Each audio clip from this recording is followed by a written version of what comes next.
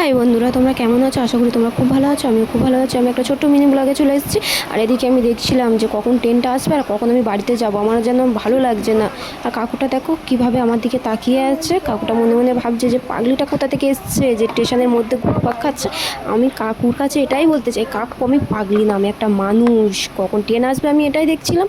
দুপুর 12টার সময় বার হয়েছিলাম, মানে বারাইপুরে এসেছি, মানে আমার একটা ক্লাস ছিল। ক্লাস শেষ হয়েছে 4:30টার সময়, স্টেশনে এসেছি। 30 মিনিট মতো বসে আছে, এখনও পর্যন্ত ট্রেনেই আসছিল না। কেন আসছিল না জানি না। আর এদিকে বৌদিভাই তো হাসছে শুধু আমি পাগলের মতো ঘুরছি বলে। আর বৌদিভাই বললো তুই আমার কাছে এসে বস, লোকেরা খারাপ বলবে, পাগলের মতো ঘুরিস না। আমি বৌদিভাইয়ের কাছে গিয়ে বসে পড়লাম। বৌদিভাই তো আমার দেখে তো হাসছে, আর কী করছে দেখো, ডান্স করছে। তারপর আমি তো পা দোলাচ্ছি, কী আর করা যাবে, যখন ট্রেন আসবে তখনই বাড়ি যাব।